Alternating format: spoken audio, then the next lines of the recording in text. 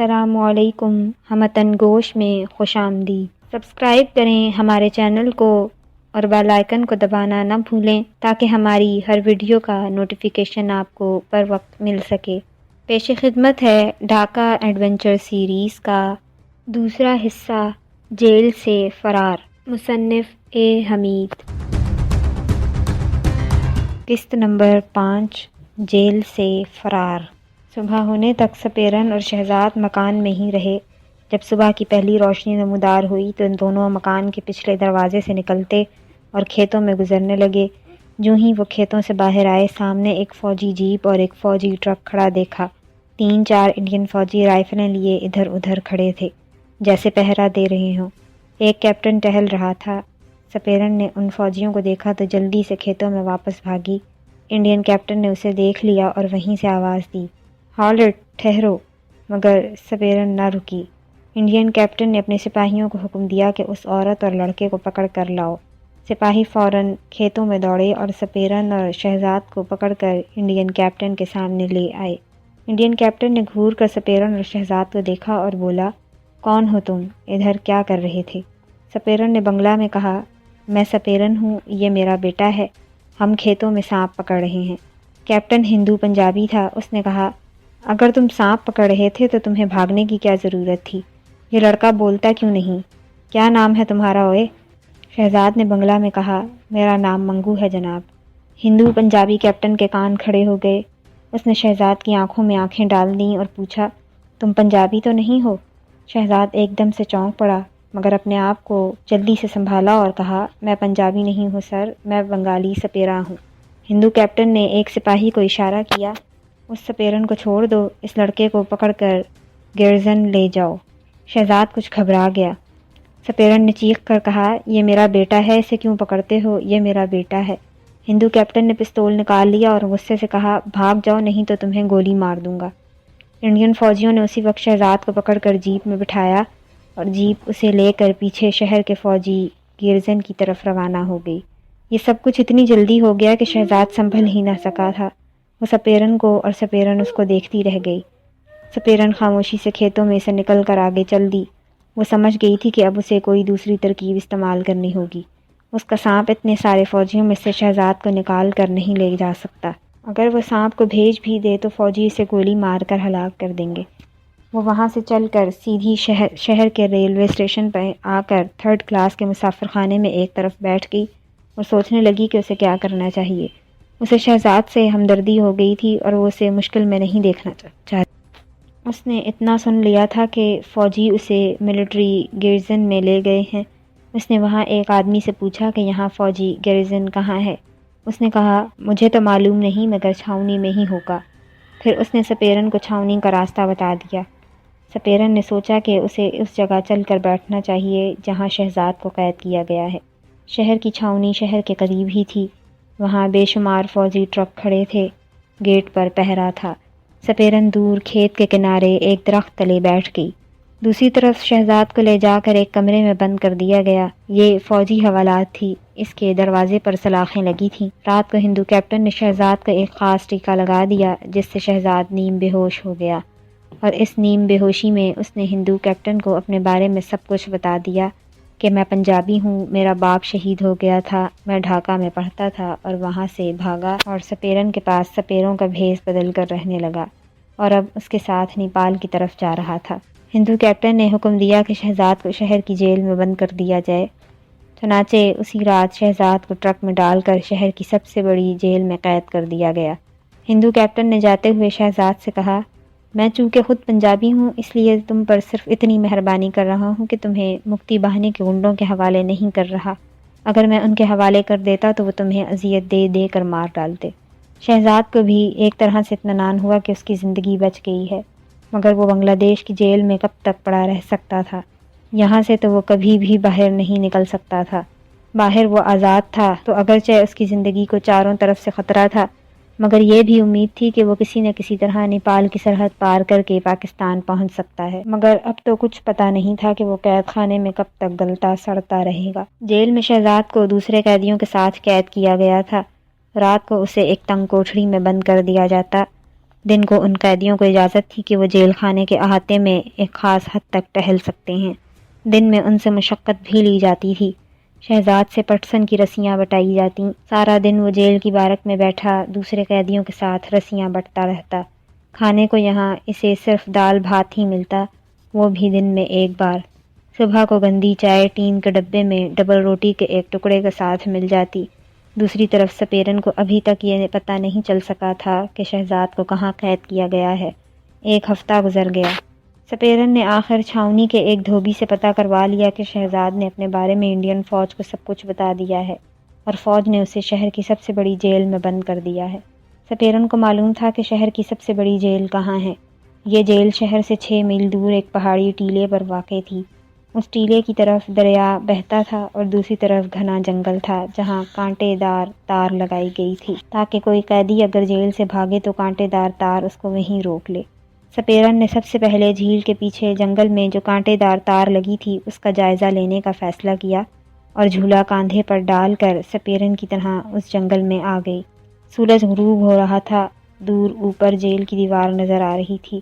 سپیرن اپنے آپ کو یہ ظاہر کرنا چاہتی تھی کہ وہ سپیرن ہے اور جنگل میں سانپ پکڑنے آئی ہوئی ہے، مگر اسے جنگل میں کوئی آدمی نہ ملا۔ وہ جھاڑیوں میں سے گزرتی چلی گئی۔ اب وہ جیل کی دیوار کے قریب آ گئی تھی۔ اسے یقین تھا کہ اب کانٹے دار دیوار قریب ہی ہوگی۔ آخر اسے یہ دیوار مل گئی۔ یہ دیوار کانٹے دار تار سے بنائی گئی تھی اور 2 مرد اونچی تھی، یعنی 10-11 فٹ بلند تھی۔ اس دیوار کے تاروں پر بیل چڑھا دی گئی تھی۔ اوپر سے دیوار کے کانٹے دار تار اندر کو مڑ گئے تھے تاکہ اوپر کوئی چڑھ کر دوسری طرف نہ کود سکے۔ سپیرن نے بڑے غور سے کانٹے دار تار کو جگہ جگہ سے دیکھا۔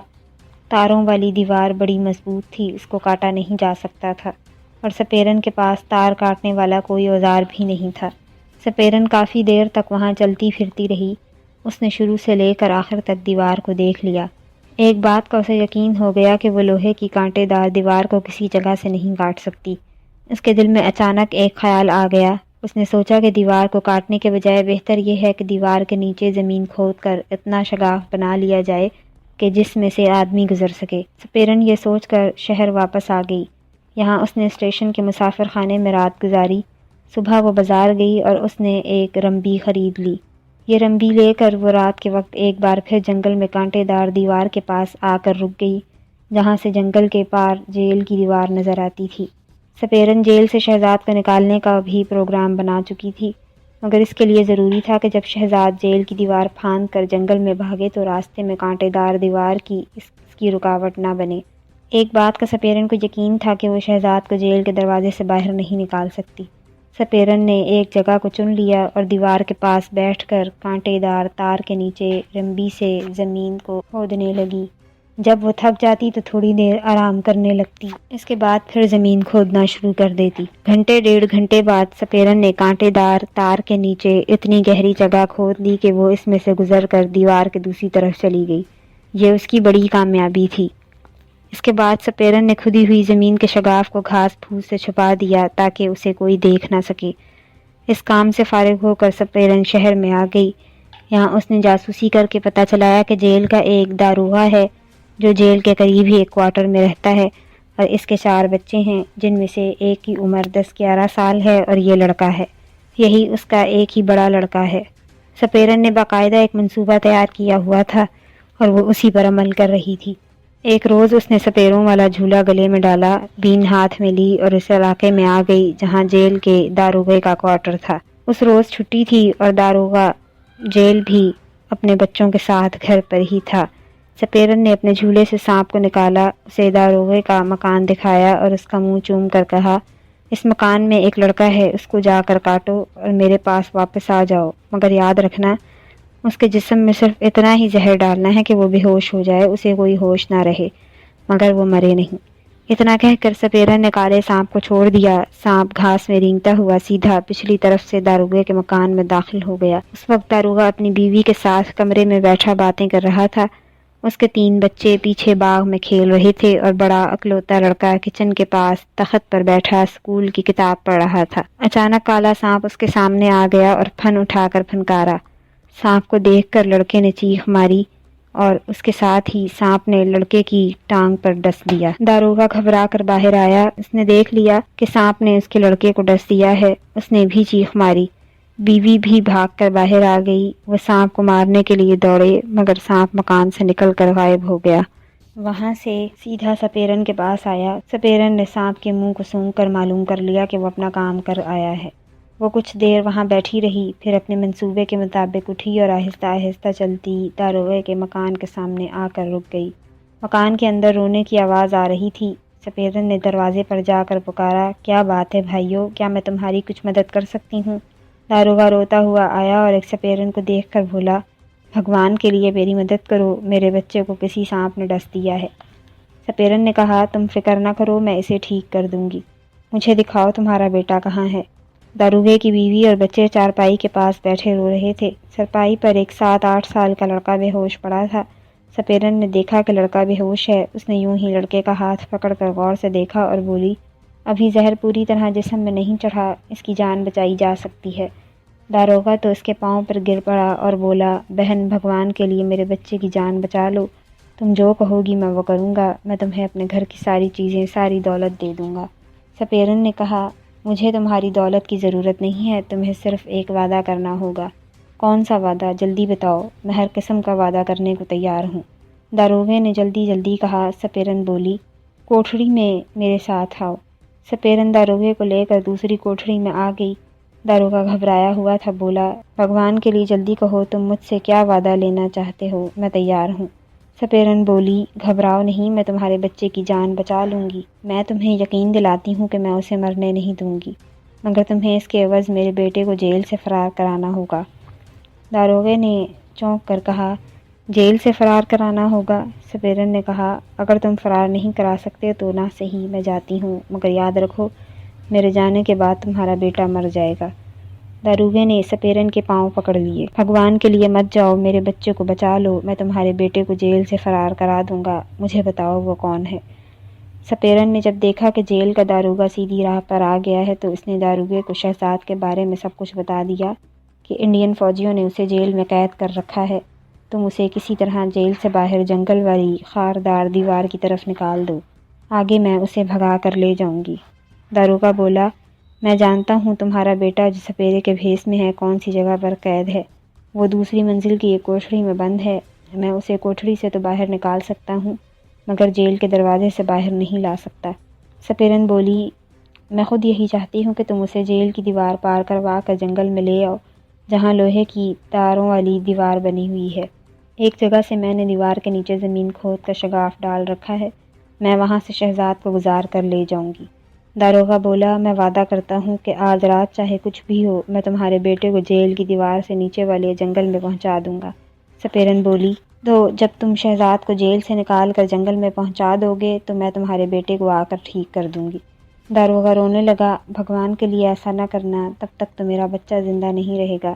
سپیرن نے کہا، تم فکر نہ کرو، تمہارا بچہ تب تک زندہ رہے گا اور میں اسے ہوش میں لے آؤں گی، اگر تم کو میری شرط منظور نہیں ہے تو نہ صحیح، میں چلی جاتی ہوں اور اپنے بیٹے کو کسی دوسری ترکیب سے باہر نکالنے کی کوشش کروں گی۔